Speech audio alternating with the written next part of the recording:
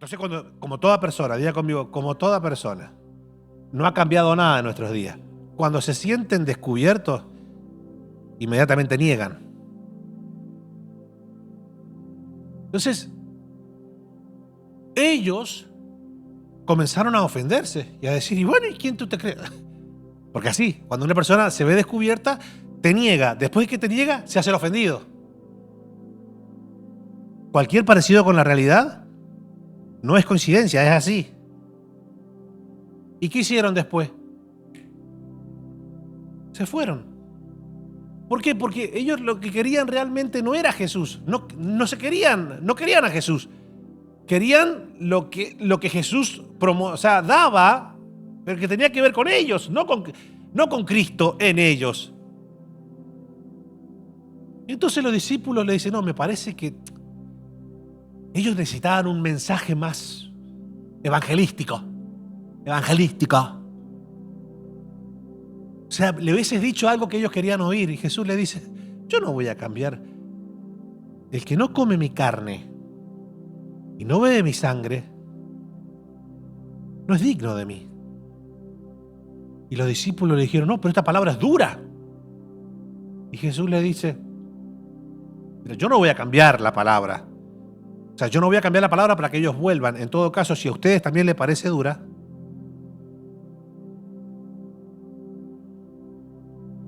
y Pedro, que tenía un abuelo que era argentino,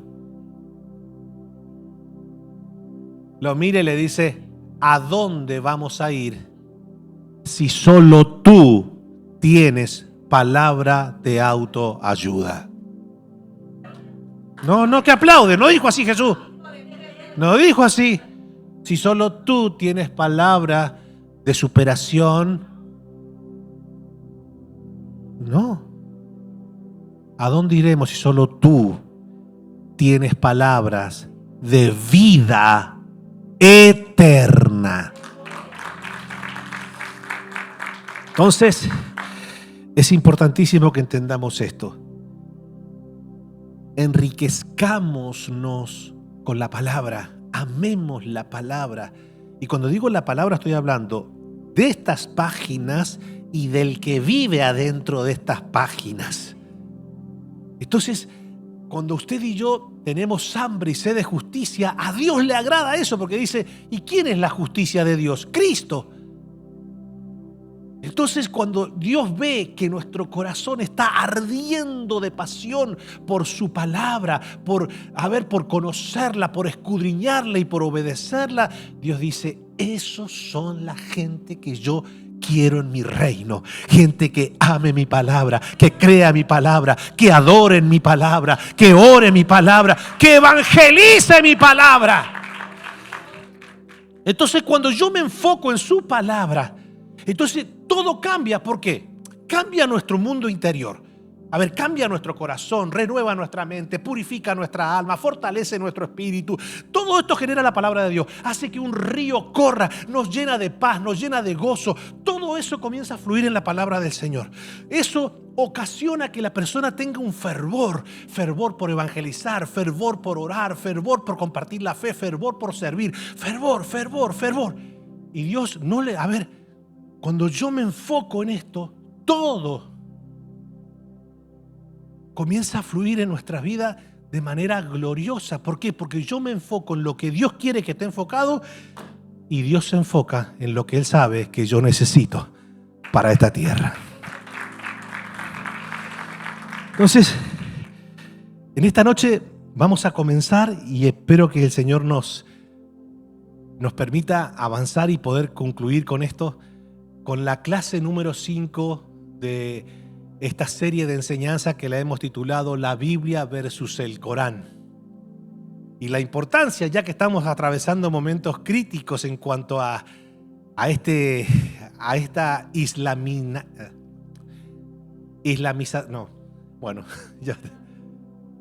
una palabra complicada. O sea, cómo se ha expandido el Islam a lo largo de todo Occidente, que nosotros debemos entender qué dice el Corán en relación a nuestra fe. Porque si nosotros no nos preparamos, por dos cosas debemos prepararnos. Número uno, para no dejarnos influenciar por el Corán. Es decir, que el Corán no afecte, no distorsione nuestra fe. Y por otro lado, para que nosotros podamos enriquecer nuestra fe para poder ayudarlos a ellos. Sí, porque hay gente que se ve amenazado y dice, ay no, pero que tantos musulmanes que están viniendo al occidente nos van a... No, espera. Usted lo puede mirar con el medio vaso lleno o el medio vaso vacío.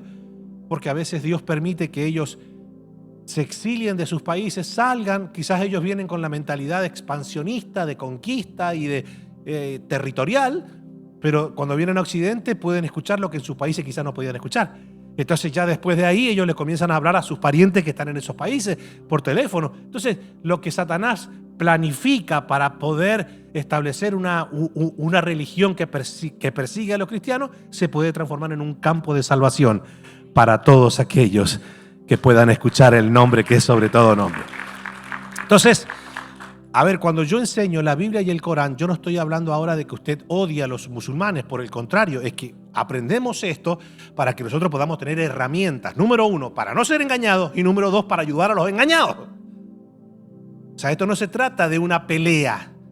Esto se trata de enseñanzas para que nosotros podamos enriquecernos en el conocimiento, saber lo que enseña el Corán, que muchas veces la gente por ignorancia se deja guiar por lo que dicen en la televisión, en los medios donde pues te quieren pintar como que el Islam, como que el Corán está compuesto por un mensaje de paz, cuando en realidad no está compuesto por un mensaje de paz.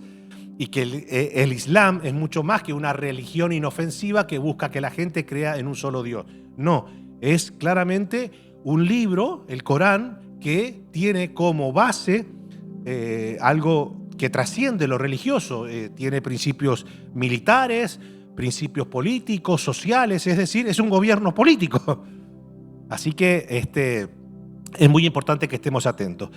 Hemos hablado en relación a lo que enseña la Biblia y el Corán, en primera instancia en relación a la paternidad de Dios. Ya vimos el contraste entre un libro y el otro.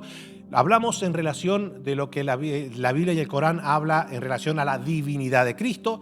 Hablamos en relación a lo que la Biblia y el Corán habla en cuanto a la Trinidad. La semana pasada avanzamos un poco y entonces vimos lo que la Biblia y el Corán enseñan en relación acerca de la crucifixión y la expiación. Pero ahora vamos a tocar un tema que no solamente es un tema de debate entre estos dos libros, sino que es un tema de debate a día de hoy dentro del mundo evangélico. La mayoría de cristianos se debaten entre los calvinistas y los wesleyanos, que le llaman, de Wesley. Uno dice, no, que la salvación se pierde, y el otro dice que la salvación no se pierde. Entonces el que piensa que la salvación no se pierde dice, bueno, total, si no se pierde, el que Dios trazó para que se salve no se va a perder. Así que vive como se te dé la gana, porque al final Dios se va a encargar. Como fuiste marcado para salvarte, Dios se va a encargar de que vos seas salvo. Y el otro que quiere tal vez tratar de llevar una vida agradable al Señor, no importa cuánto tú te quieras esforzar por agradar a Dios, si Dios te destinó para que tú no seas salvo, tú no te vas a salvar. Entonces, ¿qué pasa? Cuando ese debate lleva a una pregunta, ¿la salvación se pierde o no se pierde? Entonces usted tiene todo un montonazo de cristianos debatiendo, pero llevan cientos de años debatiendo eso. ¿Por qué? Y yo creo porque la realidad marca en que ellos, la mayoría, no saben en realidad lo que significa la salvación, lo que significa la gracia. Entonces, por eso es que se ponen a tratar de debatir en términos intelectuales, lo que claramente es una profundidad espiritual. ¿Me siguen? Entonces, trataré de avanzar lo más rápido posible porque yo no puedo comenzar a decir, bueno, miren, vamos a ver qué dice la Biblia en relación a la gracia del Nuevo Testamento. Como siempre utilizamos 5 ejemplos, ¿verdad? Para poder fortalecer y fundamentar nuestra doctrina, y que enseña también el Corán con 5 ejemplos. No quiero ser superficial en este tema, porque quiero que primeramente entendamos todo el contexto, toda la introducción a la gracia. Y desde allí, ya una vez que tengamos todo ese conocimiento, entonces ya sí ver los ejemplos y para que podamos entender qué dice el Nuevo Testamento en relación a la gracia o las obras, cómo somos salvos y qué dice el Corán. Vamos a ver rápidamente lo siguiente. Antes, escuchen esto, antes de comprender qué enseña la Biblia acerca de la salvación, es importante recordar que la salvación, ¿qué?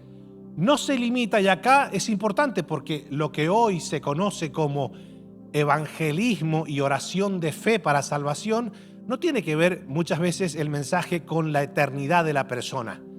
Tiene que ver con la situación terrenal de la persona. Entonces, se le hace un mensaje donde las personas se sientan identificadas con su necesidad temporal.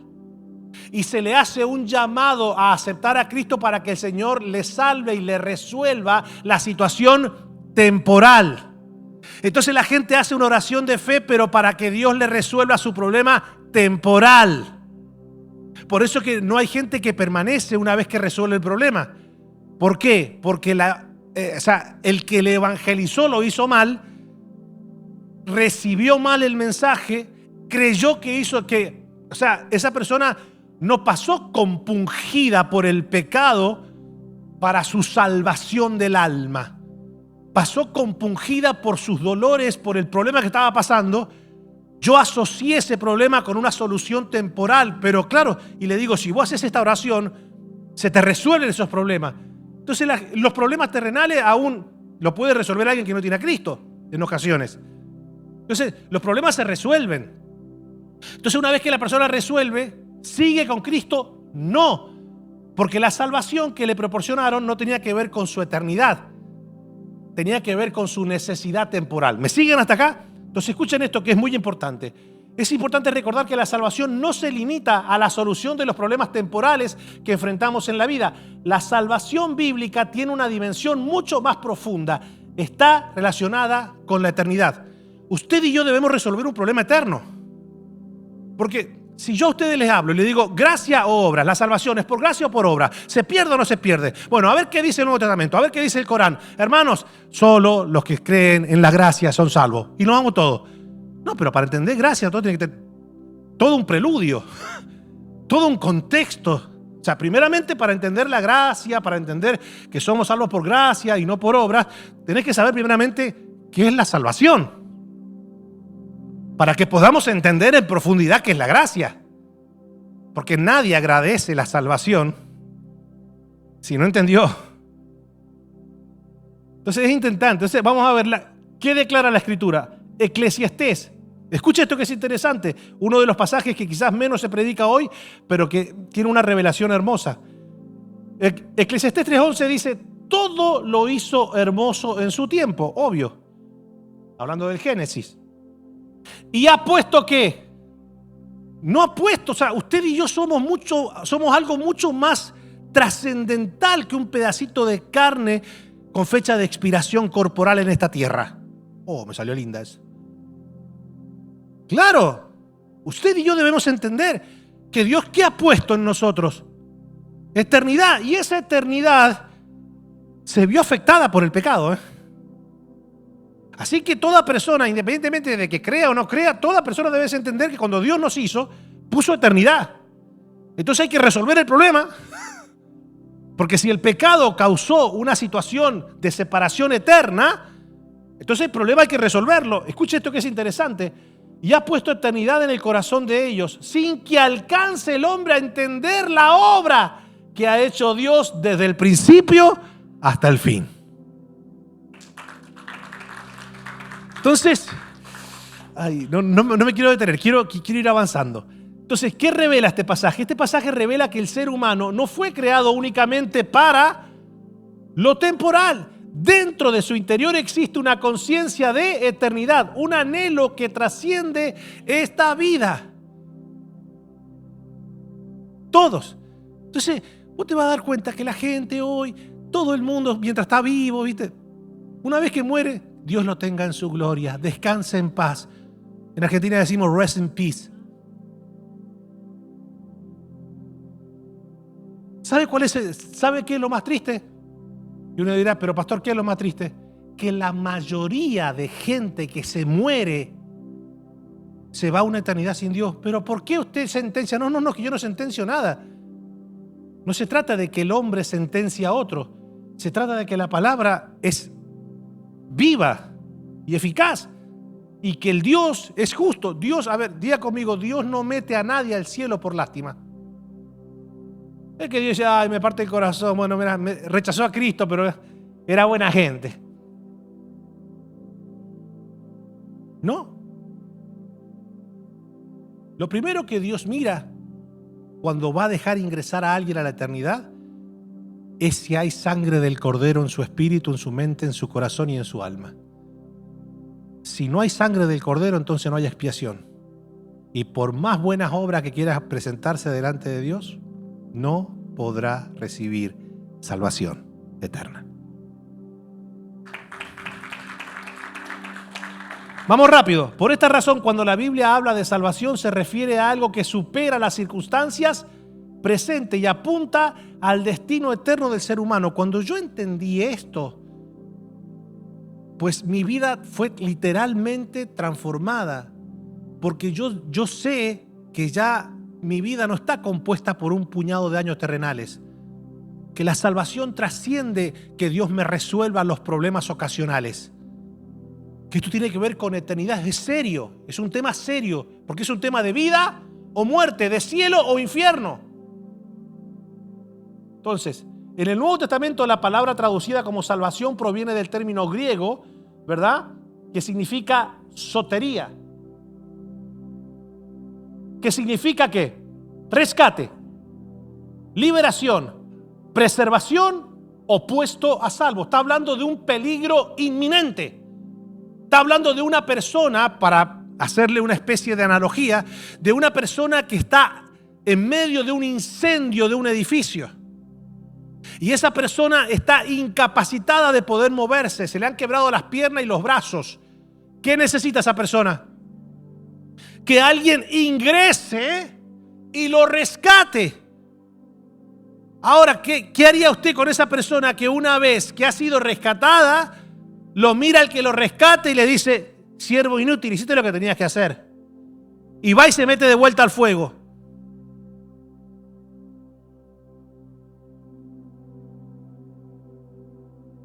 Claro, usted dirá, bueno, pastor, esa persona le falta dos dedos de frente. ¿Y qué si las personas que han sido libertadas del pecado, por qué vuelven otra vez?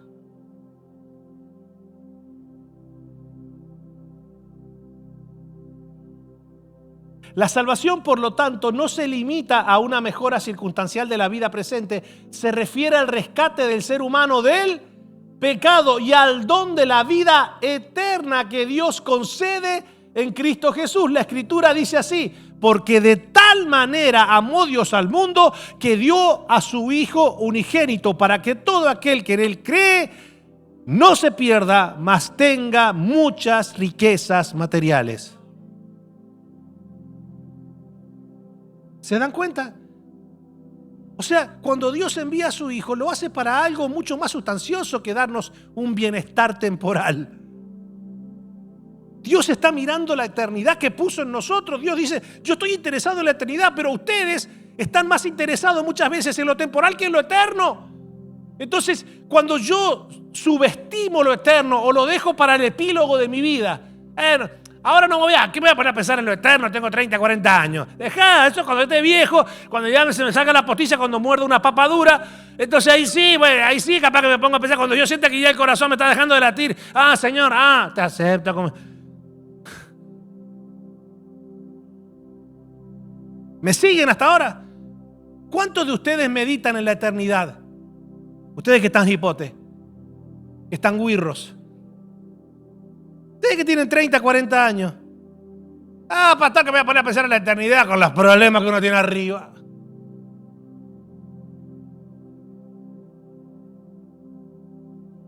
Sí, claro, vuelvo a reiterar que somos salvos por gracia, pero si a mí la eternidad no es un tema que me interese o en el cual medite, o lo que el Señor hizo para dármela, yo nunca voy a valorar la gracia. ¿Pero por qué? Porque no valoro la salvación. ¿Para qué yo quiero la gracia si no valoro la salvación?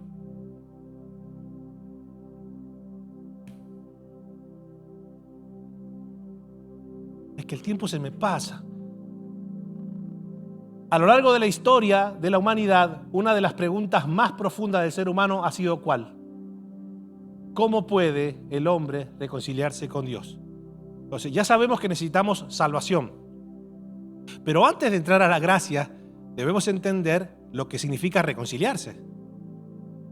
Porque la salvación ya sabemos que tiene que ver con la eternidad. Pero ahora, ¿cómo yo me reconcilio con el que me salva?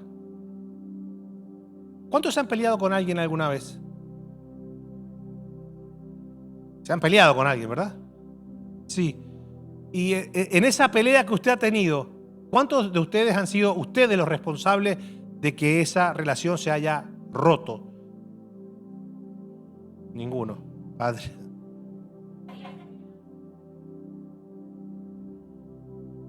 Pero se dan cuenta que muchas veces la persona que fue agredida no tiende a ir a reconciliarse con el que lo agredió.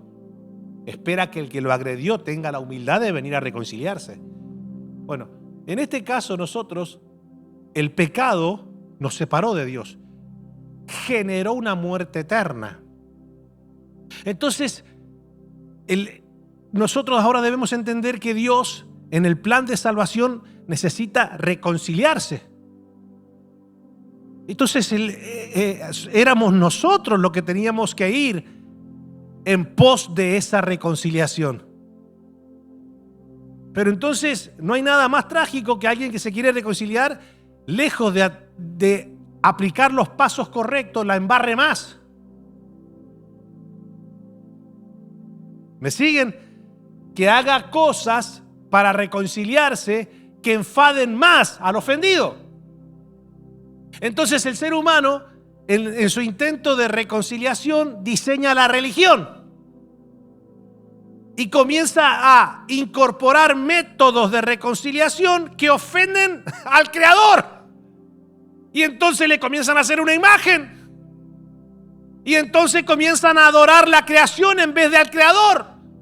Entonces todo el intento de reconciliarse, lejos de apaciguar la ira, la enciende más a la ira. Esto es glorioso. Porque para entender la salvación debemos entender que nosotros transgredimos. El hombre no falló, la mujer no falló, traicionó voluntariamente y conscientemente a aquel que le había dado todo, que lo había creado. Pero entonces Dios mismo se encarga de decir: ustedes no pueden venir a mí por más que quieran, pero yo les voy a mostrar mi amor hacia ustedes, que a pesar de que ustedes cometieron el pecado de alta traición, que los está condenando a una eternidad sin mí, van a pasar una eternidad en el lago de fuego, yo voy a dar el paso, voy a ir en reconciliación por ustedes. Ustedes no vienen a mí, yo me acerco a ustedes. O sea, ¿se dan cuenta lo que es esto? Déjame avanzar. Para valorar la gracia, primero debemos entender la reconciliación. La Biblia enseña que el pecado produjo ¿qué? Muerte espiritual. Por ende, una separación entre Dios y el ser humano. Por esta razón, el mensaje central del Evangelio es que, escuche cómo lo decía Pablo. En el Nuevo Testamento declara que Dios mismo tomó la iniciativa para reconciliar al mundo consigo por medio de Jesucristo. Mira lo que dice Pablo en 2 Corintios 5. Y todo esto proviene de Dios, quien esto está glorioso, reconcilió consigo mismo por Cristo y nos dio el ministerio de la reconciliación, que Dios estaba en Cristo, reconciliando consigo al mundo, no tomándoles en cuenta a los hombres sus pecados, y nos encargó a nosotros la palabra de la reconciliación. La reconciliación no comienza con el esfuerzo del ser humano por acercarse a Dios, sino con la iniciativa de Dios que se acerca al hombre por medio de Cristo.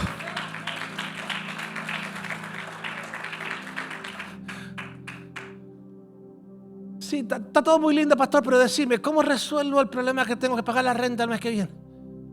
No me haga enojar. 2 Corintios 5:20, así que somos embajadores en el nombre de Cristo, como si Dios rogase por medio de nosotros, os rogamos en el nombre de Cristo, reconciliaos con Dios. El Evangelio presenta un llamado directo al ser humano, volver a Dios y recibir la reconciliación que Él ofrece. Todo esto nosotros debemos valorarlo primeramente en nuestra vida, porque lo que yo valoro, cuando valoramos lo que Dios hizo en nuestra vida, entonces vamos a tener la gratitud suficiente como para compartirlo con otros. Pero si nosotros no valoramos esto, entonces la gente le va a pesar, hay que evangelizar ni nada. Si la gente se salva, mira, el que se pierde, y el que se salva, se salva. ¿Por qué te pensás que hay tanta esterilidad hoy en la vida de los creyentes? Pasan los años y no se ganan un alma para Cristo, pero ni uno se ganan. Y vos decís, bueno, no se ganan uno porque quizás predican. Bueno, a ver, por regla general no predican, ¿ok? Pero supongamos que predica. En 20 años le predicó a 10.000 personas y no se convirtió en ninguno. Entonces ya el problema quizás no estaba en la predicación, sino en el testimonio del que predicaba. Porque al anuncio de la reconciliación, mostrar un testimonio como que tu vida está reconciliada con Él. Porque si nuestro testimonio es pésimo, ¿quién se va a convertir? Si todavía no se ha convertido uno. Queremos que el otro se convierta, no nos convirtió a nosotros. Esta reconciliación es posible por la obra de Cristo y se recibe por fe. Entonces acá vemos rápidamente, debemos diferenciar lo que es la religión, porque todo esto es una introducción a lo que es la gracia, salvación, reconciliación. Y entonces ya vimos que el hombre reconciliación es Dios viniendo a nosotros. Religión es el intento del hombre de ir a Dios. Entonces, a lo largo de la historia, el ser humano ha intentado acercarse a Dios por medio de la religión. La palabra religión suele asociarse con la idea de religar, es decir, el intento del ser humano de volver a unirse con Dios por medio de prácticas religiosas, de ritos, esfuerzos humanos, de imágenes. En muchas religiones el hombre intenta alcanzar a Dios mediante ¿qué? Obras, reglas o méritos espirituales. La Biblia, sin embargo, presenta una realidad distinta. La reconciliación. Religión es el hombre queriendo ir para arriba.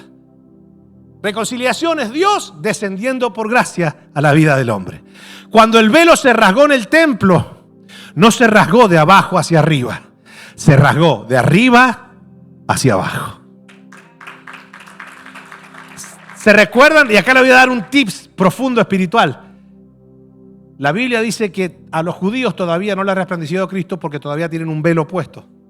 ¿Por qué? Porque ellos dicen, es del judaísmo, de la práctica del judaísmo, es que yo voy a llegar a Dios. Por ser judío, llego a Dios. Tienen el velo puesto. Pero cuando viene la reconciliación, se corta de arriba. No soy yo yendo a Dios, es Dios viniendo a mí y aceptando lo que Él hizo. Pero entonces yo no hago nada. Bienvenido al mundo de la gracia. Nada de lo que tú y yo hacemos impresiona a Dios. Lo único que nos proporciona salvación y reconciliación es aceptar lo que Cristo hizo por nosotros. Esto está poderoso, mi hermano. Voy a seguir rápido, mi hermano. La reconciliación en términos bíblicos significa ¿qué? ¿Qué significa la reconciliación? Significa resucitar una relación que estaba muerta. Es decir, en esa separación, en esa muerte espiritual, Dios seguía vivo y nosotros muertos. El muerto no podía ir a buscar a Dios si estaba muerto. Entonces el vivo vino a resucitarnos. Esto está poderoso, mi hermano. El mensaje del Evangelio no enseña que el ser humano debe subir hasta Dios por sus propios méritos, sino que Dios tomó la iniciativa para reconciliar al mundo consigo mismo por medio de Jesucristo. ¿Se han dado cuenta que hoy te dicen, vamos, hoy día Dios quiere restaurarte? Acéptalo y tu vida va a ser restaurada. Pregunto, ¿restaurada de qué? Si lo que necesita restauración es lo que se rompe, no lo que se muere. Yo no puedo restaurar a un muerto. Entonces la gente pasa a aceptar a Cristo para que su vida sea restaurada. No, te equivocaste. Una persona sin Cristo no necesita que Dios lo restaure. Necesita que Dios le resucite. Y la reconciliación no viene a restaurar. La reconciliación viene a resucitar al creyente que estaba espiritual muerto. Primero viene la reconciliación con Dios y de esa reconciliación, ¿qué nace? Una relación viva con Él. Entonces, ¿de qué se puede jactar el muerto si estaba muerto? ¿Qué puede decir? ¿Viste? Porque cuando una pareja se rompe, escuche, cuando en una pareja hay fricción y hay una pelea y se rompe la relación, pues dice, bueno, sí, nos reconciliamos, ambos pusimos de nuestras partes y hubo una reconciliación. Bueno, es eso en términos humanos nada más. Pero un muerto no. ¿Cómo hace el muerto para reconciliarse con el vivo?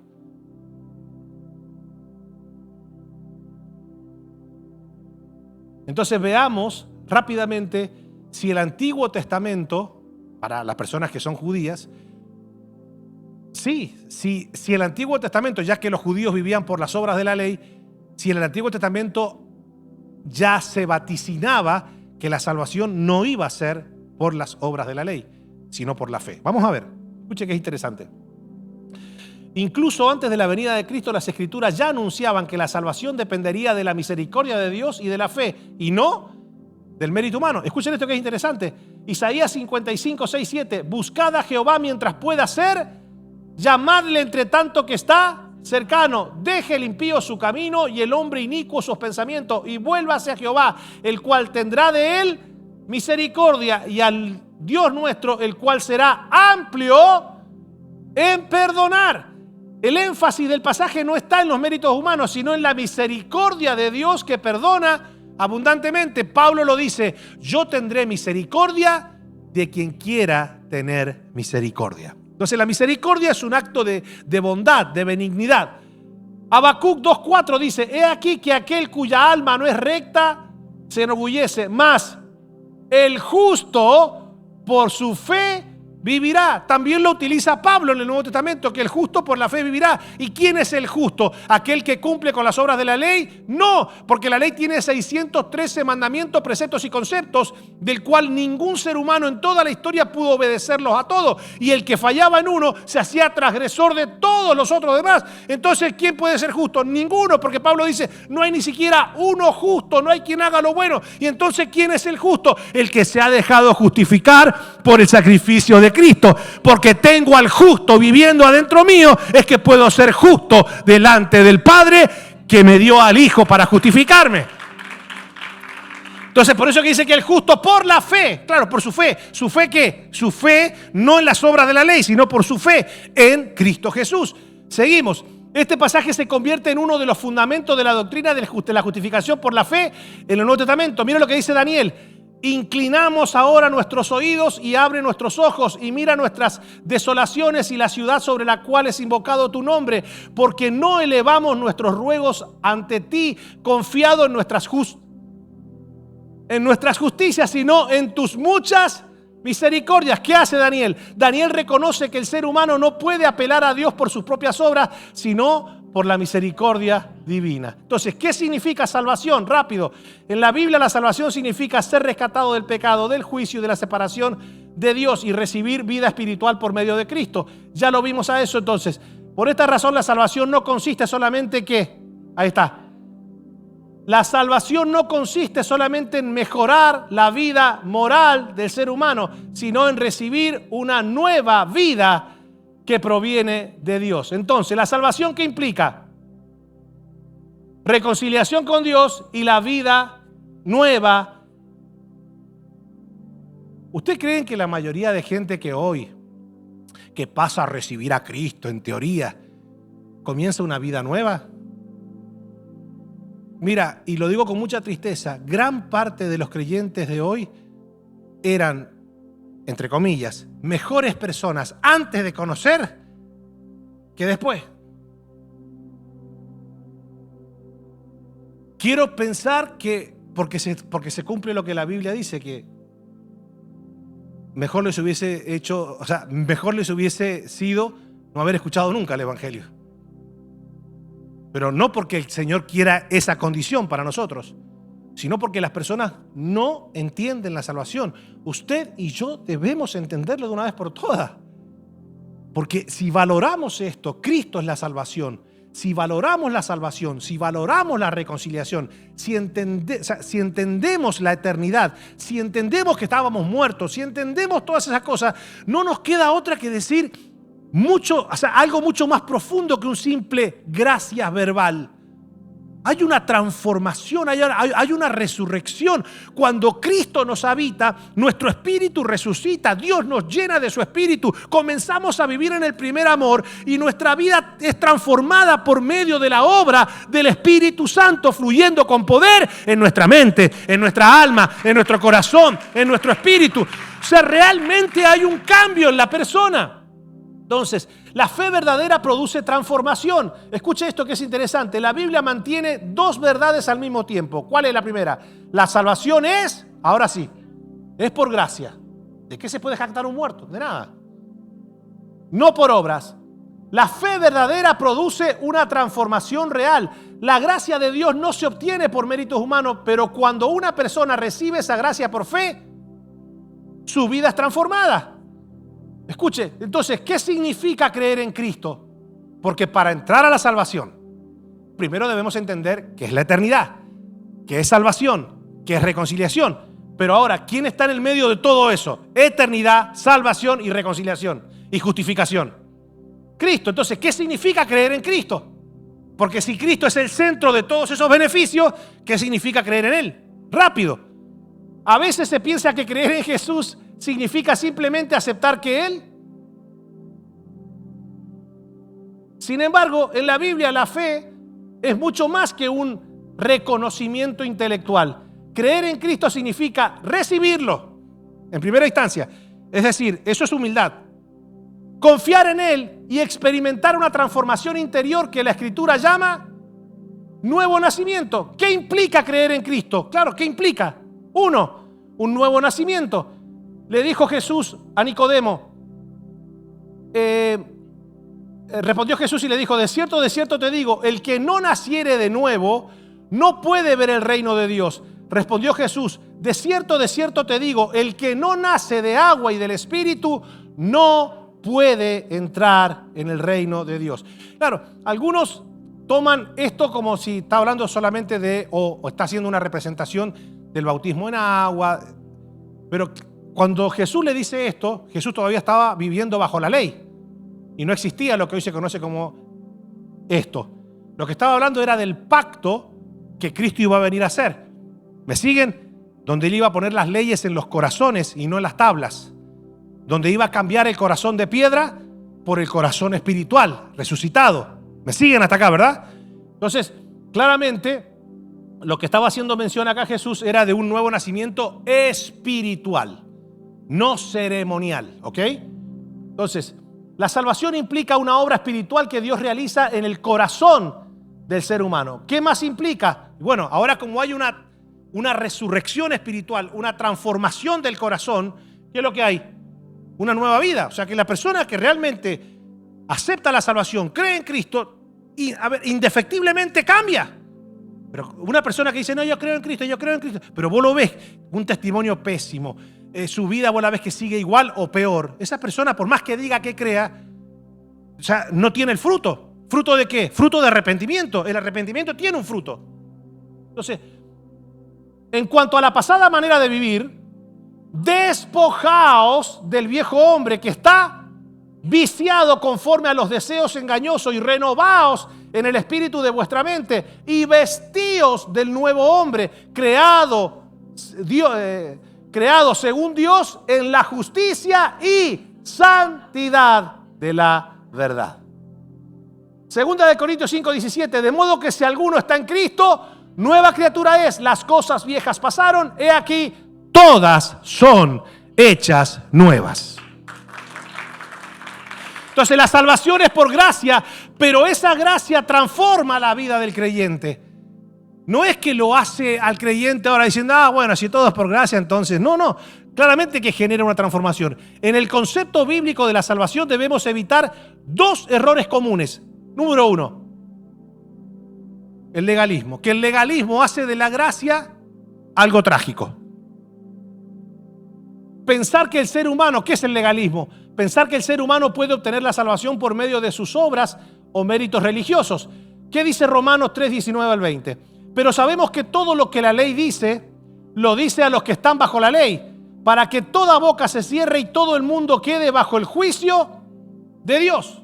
Entonces, ya que por las obras de la ley, o ya sea por las obras de la religión, de la denominación religiosa a la que tú perteneces, ya que por las obras de la ley ningún ser humano será justificado delante de Dios, porque por medio de la ley es el conocimiento del pecado. En este caso, todo el Antiguo Testamento. Entonces, la ley, ¿qué hace? A ver, la ley revela el pecado, pero no puede salvar al ser humano al cual está revelando su condición. Entonces, la ley diagnostica, pero no cura. ¿Qué hace un termómetro? Ustedes imagínense una persona con fiebre. ¿Qué es lo primero que va a agarrar? El termómetro. Y una vez que se lo mide, tengo 40. Y esa persona que ahora descubrió que tiene 40 dice, ya está, me voy a comer el termómetro para que me sane. Bueno, eso es lo que hace la ley. La ley nos salva, la ley revela cómo estamos delante de Dios. Esto está poderoso. Entonces, ¿qué hace la religión? Te dice, comete el termómetro.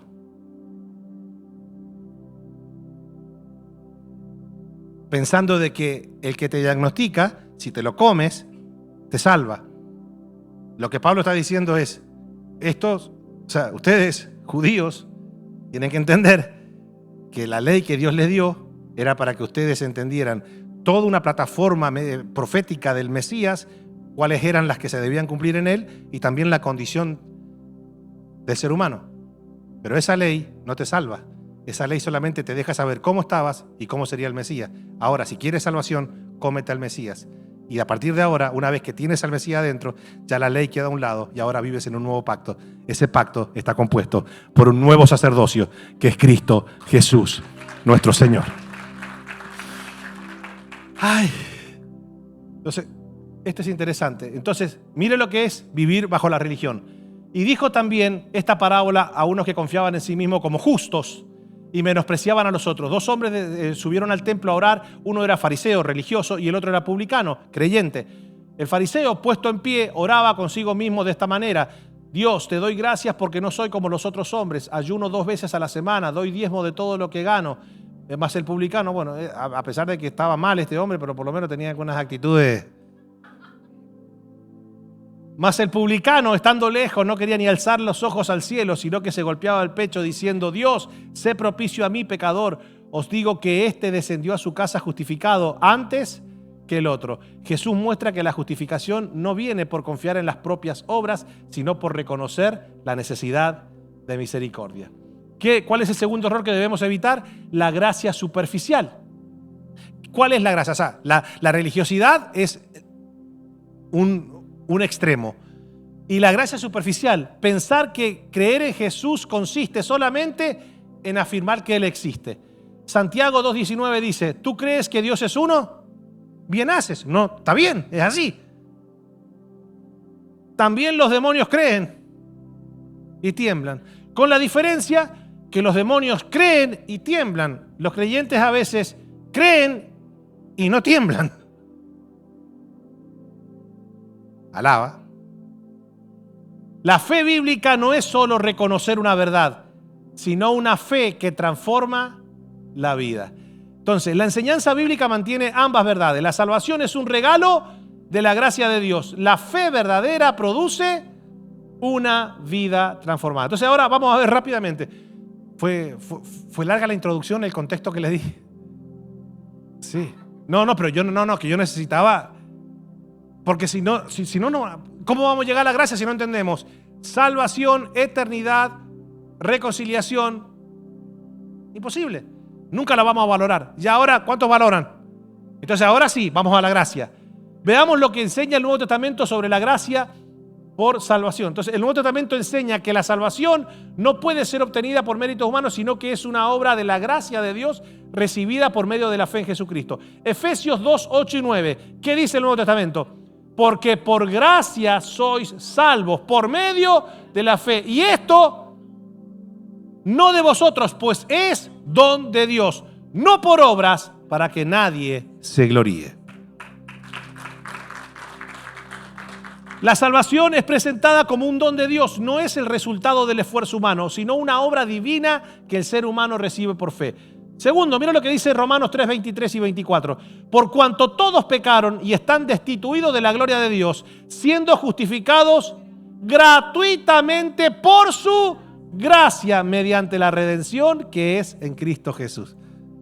Yo cuando leo esos pasajes, mi hermano, a mí me entra un gozo porque digo, no había forma de que yo pudiera redimirme.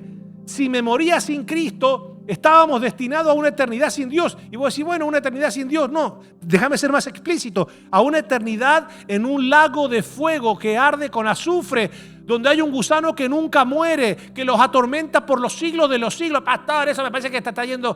No, estoy siendo literalmente bíblico. Cuando nos morimos sin la gracia, sin Cristo, nos vamos a una... Y no hay forma de salir de ahí. Jesús narra la historia de un hombre rico y de Lázaro, no el que tiene los dos perros. Entonces, claro, entonces agarra y dice que este hombre le decía, por favor, sáquenme de aquí. Eso nos deja saber que no hay purgatorio. Ya cuando hablemos entre la Biblia y la tradición católica, ahí lo vamos a ver. No hay purgatorio, pero pastor, hágame una misa de vez en cuando. No te voy a hacer una misa. Te echo una ofrendita, pastor, ahí para que el alma salga, el alma en pena salga del purgatorio. No, este hombre le decía, entonces dice, bueno, ya que yo no puedo salir, dice, avisale a mis hermanos, a mis parientes que esto es real, que lo que yo pensé que era una broma, esto es real. Y Abraham le dice, pero si tienen a los profetas. Ahí está en Jayalía, Oscar Gómez está predicando y algunos se están riendo, como diciendo, tú di todo lo que quieras. Yo que me voy para el cielo porque yo no soy una mala persona. Y a mí tú no me vas a decir que soy una mala persona. Te lo voy a decir. Todos somos malos. No hay ni siquiera uno bueno. Y entonces, ¿quién se va al cielo si todos somos malos? Los que han sido justificados por gracia mediante la redención que es en Cristo Jesús. Pablo enseña que todos los seres humanos están bajo pecado, pero Dios ofrece justificación gratuita por su gracia mediante la obra redentora de Cristo. Romanos 11:6 dice, y si es por gracia, y si por gracia, ya no es por obras. De otra manera, la gracia ya no es gracia. Y si por obras, ya no es gracia. De otra manera, la obra... Esto está poderoso, entonces, ¿se dan cuenta de dónde viene la confusión? Entonces la gente dice, pero entonces ¿cómo? Entonces yo no hago nada. No. Es que, a ver, para parafrasear. Yo no hago nada para ser salvo. Cristo lo hizo todo. Entonces yo no hago obras para complementar la salvación o para obtener la salvación. Cristo lo hizo todo. Entonces yo no hago buenas obras para ser salvo. Porque me salvaron gratuitamente, es que esa gratitud que genera la plenitud del Espíritu viviendo en mí, hace que yo, por medio del querer como el hacer que pone el Espíritu Santo, viva en buenas obras. No para obtener salvación, sino porque he sido salvo por la gracia del Señor.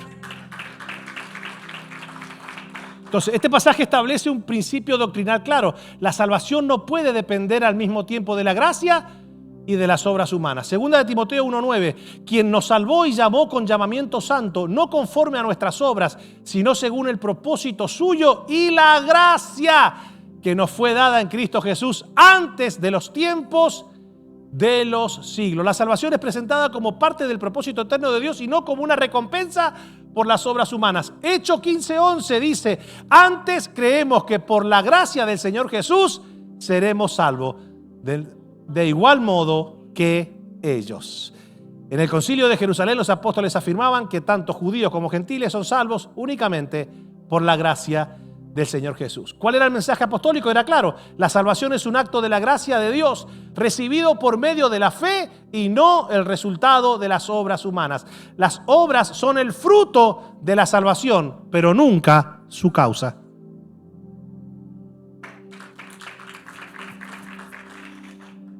Ay, Señor. Entonces, veamos lo que enseña el Corán rápidamente. ¿Me dan 2 minutos más? ¿Voy rápido o vamos bien? Veamos lo que enseña el Corán sobre la salvación por gracia y las obras. A ver cómo estaba Mahoma, a ver si estaba inspirado o no. En el Corán, el destino final del ser humano está ligado principalmente al juicio de sus acciones. A ver, vamos a ver rápido. ¿Qué dice? Ahí está. La Sura 23, que no es el Salmo 23. La Sura 23, 102 y 3 dice, aquellos cuyas balanzas sean pesadas serán los triunfadores, pero aquellos cuyas balanzas sean ligeras habrán perdido sus almas y permanecerán. Entonces, ¿qué enseña el Corán? En este pasaje, la salvación se describe como el resultado de una balanza donde las obras buenas y malas determinan el destino final del ser humano. Ya ninguno ahora ninguno quiere ser musulmán. La Sura 99 dice, quien haga el peso de un átomo de bien, lo verá. Y quien haga el peso de un átomo de mal, lo verá. ¿Qué indica esto? Este texto enfatiza que cada acción humana será considerada en el juicio. Incluso los actos más pequeños son tomados en cuenta para determinar. Entonces, ustedes imagínense, yo soy salvo no por mi perfección humana, pero cuando habla de obra no solamente está hablando de buenas obras. Yo soy salvo, cuando dice que no seremos salvos por las obras, el Señor sabe muy bien que en ocasiones fallamos, ¿se entiende? Hacemos una obra mala. Entonces, si yo dependo de nunca fallar para sentirme salvo, entonces nunca voy a tener la certeza de salvación, porque fallamos. Entonces, ¿qué es lo que hacemos nosotros? Nosotros no es que fallamos adrede, fallamos porque estamos todavía en un cuerpo corruptible. Entonces, cuando una persona entiende eso, puede convivir con la omnisciencia y la omnipresencia porque la combina con la gracia. Fallo, pero no lo hago adrede. Fallo, pero tengo un abogado. Porque la abogacía, para la redención necesito un redentor. Pero para los pecados y los errores que cometo después de haber sido salvo, necesito un abogado. Hijitos míos, hijito, no le está hablando al incrédulo.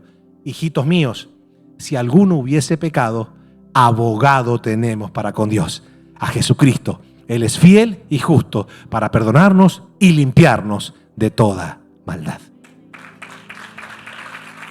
Entonces, esto es interesante. ¿Qué dice la Sura 7?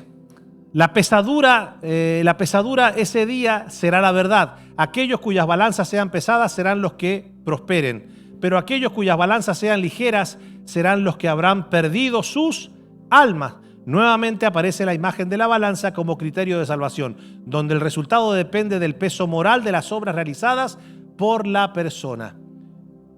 La Sura 2 dice, Alá no carga a nadie más allá de su capacidad. Tendrá a su favor lo que haya ganado y en su contra lo que haya cometido. Imagínense que Dios nos tratara así a nosotros, nadie sería salvo. Aquí se afirma el principio de responsabilidad. Acá se afirma el principio de responsabilidad individual. Cada persona recibe según la obra que haya realizado durante su vida. La Sura 42 dice, la recompensa de una mala acción es una mala acción semejante. Ojo por ojo. Pero quien perdone y se reconcilie tendrá su recompensa junto a Alá, una obra humana. El principio de justicia se presenta como una correspondencia entre acción realizada y la recompensa o castigo recibido. ¿Verdad? Se ve que no es muy compatible con lo que Jesús decía. Oíste que fue dicho ojo por ojo y diente por diente. Mas yo os digo, oren por vuestros enemigos. Parece que a Mahoma no le gustó mucho eso. De hecho, Mahoma dice, muerte a los infieles, muerto. Ok, en el esquema coránico, el destino final del ser humano está ligado a la evaluación de sus obras y al juicio divino. La salvación aparece relacionada con las balanzas de acciones realizadas por cada persona. Entonces, vamos a ver cuál es el contraste entre uno y otro. El Nuevo Testamento, ¿qué enseña? La salvación es por gracia. Es un don de Dios y no el resultado de obras humanas. El ser humano es justificado delante de Dios por medio de la fe en Jesucristo. Las obras no producen la salvación, sino que son el fruto de una vida transformada por la gracia de Dios. ¿Qué dice el Corán? La salvación aparece vinculada al juicio y a la evaluación de las obras humanas. Cada persona recibe según lo que haya hecho. El destino final se describe mediante la imagen de una balanza que se pesan las acciones buenas y malas. El resultado final depende del peso moral de las obras realizadas durante la vida. Conclusión. Al comparar ambos mensajes, a ver, ¿de qué lado quiere estar usted? El Nuevo Testamento enseña que Dios tomó iniciativa para salvar al ser humano por medio de Jesucristo, ofreciendo la salvación como un regalo de gracia que se recibe por fe. El Corán, en cambio, presenta un sistema en el cual el destino final depende principalmente de la evaluación de las obras realizadas por cada persona. Por esta razón, el mensaje central del Evangelio proclama que la salvación no puede ser ganada por el esfuerzo humano, sino que es un regalo que Dios ofrece por medio de su gracia. Y ahí estamos. Ya con esto termino. Ahora sí. Entramos al mensaje central. Denme media hora más. ¿Qué significa gracia? En la Biblia, gracia, ¿qué significa? El favor inmerecido de Dios hacia el ser humano. Significa que Dios otorga perdón, salvación y vida eterna, no porque el ser humano lo merezca, sino porque Él, en su misericordia, decide extender su favor. La gracia no es una recompensa por las obras, sino un regalo que nace del amor de Dios. La gracia a lo largo de la historia bíblica ha sido, escuchen, la gracia no aparece solamente en el Nuevo Testamento. ¿Quién fue la primera persona que halló gracia delante de Dios? Noé. Noé. Escuchen esto que es interesante. Bueno, la gracia aparece en todo, pero la palabra gracia aparece por primera vez en la vida de Noé, que ante un juicio inminente, dice la Biblia, y Noé halló gracia delante de los ojos de Dios. Escuchen qué interesante. La gracia no aparece solamente desde los primeros libros de la Biblia se muestra la relación de Dios con la humanidad que va a estar marcada por su gracia. Ahí aparece la primera vez la palabra gracia en la Biblia.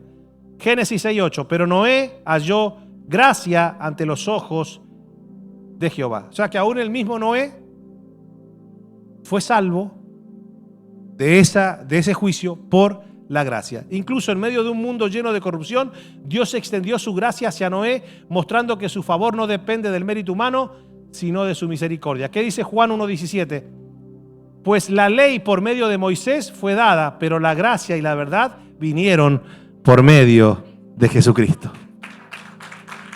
En Cristo la gracia de Dios se revela de manera plena al ofrecer la salvación al mundo. La gracia produce ¿qué?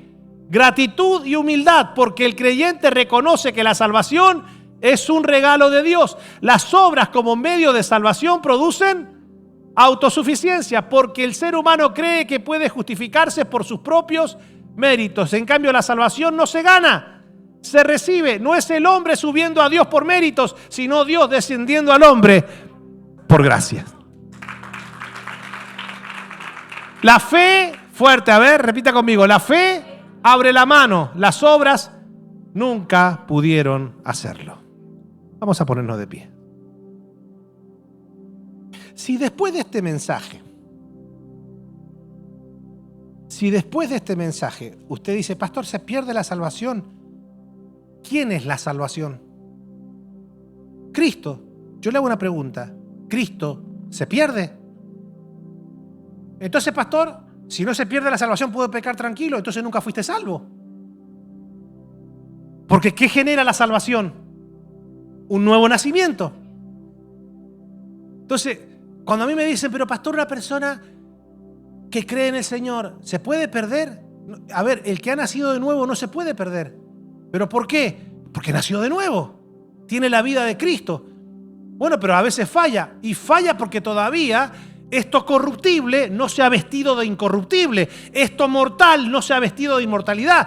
Pero como está lleno del Espíritu, cuando esto corruptible a veces lo lleva a cometer un error, a fallar, a cometer un pecado, el Espíritu que mora adentro lo redarguye, lo convence y le dice, ve rápido O sea, no solamente que te lleva al arrepentimiento, esto también te lleva al oportuno socorro, el Espíritu.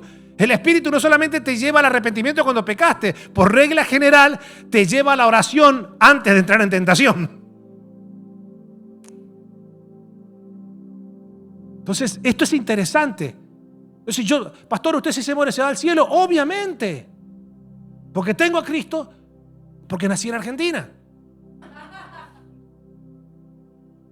Pero a ver, pero no es que yo me voy al cielo porque yo soy pastor y porque trato de predicar la sana doctrina. A mí las obras de pastor no me llevan al cielo. ¿Me siguen? A mí Cristo es el que me salvó. Y si hoy día tengo la bendición de predicar y de ser pastor, no es para que Dios me diga, de acuerdo a tu trabajo pastoral, si lo haces bien o mal, vas a ser salvo o no. No. Porque a mí no me lleva al cielo el hacer bien mi trabajo pastoral, lo cual eso no indica que lo voy a hacer mal. Pero a mí lo que me da certeza de salvación no es que yo, ejerza bien mi ministerio, lo cual debo hacerlo. A mí lo que me da garantía de salvación es que Cristo reina en mí. Yo sé que me voy al cielo no por las obras que yo hago, sino por lo que Cristo hizo en mí. Entonces lo que Cristo hizo en mí no genera una pasividad, por el contrario, genera gratitud. Y no hago buenas obras para ir al cielo, porque Cristo me llevó al cielo por medio de su expiación y su redención. Es que el Espíritu Santo pone el querer como el hacer, porque fuimos hechura suya, creadas en Él para buenas obras. No me porto bien para ir al cielo, porque Cristo me llevó al cielo y me llenó de su Espíritu. Es que su fruto hace que mi comportamiento sea santo. Y si fallo, pues pido perdón. Entonces, se pierde la salvación. Cristo es la salvación. Nosotros los salvados nacemos de nuevo. Entonces una persona que después que dice que es creyente sigue practicando el pecado, nunca nació de nuevo. ¿Pero por qué, pastor, dice esto? Porque el mismo apóstol Juan dice: hijitos, que nadie os engañe. El que practica el pecado, por más que diga que crea, el que practica el pecado, escuchen lo que dice, es del diablo. Porque el que es nacido de Dios no practica el pecado. Puede que falle en algún momento específico, pero no lo practica. No practica el pecado, porque la simiente de Dios, que es Cristo, mora en él. Se los expliqué bien, ¿verdad? Listo. 2000 años de discusión y de debates teológicos. Señor, lo he podido predicar en 45 minutos. Espero que esta gente lo pueda recibir. Padre, gracias por ser tan bueno en esta noche. Gracias por la gracia. Gracias por la redención, la justificación, la salvación. Gracias por la reconciliación. Gracias, Señor, por tu simiente que has hecho morar en nosotros. A ti sea la gloria. Hoy día tenemos certeza de salvación, no porque tenemos méritos de obras humanas, no porque nosotros nos hayamos acercado a ti, es que tú te revelaste a nosotros. Tú abriste los ojos de nuestro entendimiento. Y si hoy estamos en Cristo es por tu gracia.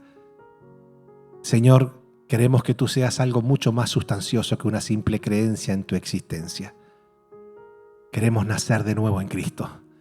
Que la simiente que es Cristo resplandezca en nuestro espíritu, resucite nuestro espíritu. Que podamos tener una reconciliación plena, vivir en el primer amor, fervorosos. Que el río de agua viva fluya en nuestro corazón, en nuestra alma, en nuestra mente. Y que podamos ser buenos pregoneros de justicia. Que podamos ser embajadores de tu reino. Que podamos ser sal, que podamos ser luz. Que podamos ser fructíferos. Que podamos manifestar tus buenas obras para que el mundo pueda ver el amor tuyo fluyendo en nuestras vidas. Y que al culminar nuestros días aquí en la tierra, nosotros podamos mirarte a los ojos, oh Dios, y decirte gracias por habernos ayudado a permanecer en Cristo. Gracias por tu gracia. Descansamos en el sacrificio de Cristo. Y si hoy tenemos la plena seguridad de que si nos toca partir, iremos a una eternidad contigo, es únicamente por el sacrificio de Cristo en la cruz del Calvario. Él dijo, consumado es, y no hay obras humanas que nosotros podamos hacer para complementar esa redención. tan gloriosa. Somos salvos pura y exclusivamente porque Cristo pagó el precio por nuestra salvación. Muchas gracias, Señor Jesús. A ti sea la gloria, la honra, el honor, la alabanza, la adoración, el imperio y la majestad por los siglos de los siglos. Amén y amén. Vamos, denle fuerte el aplauso al Señor.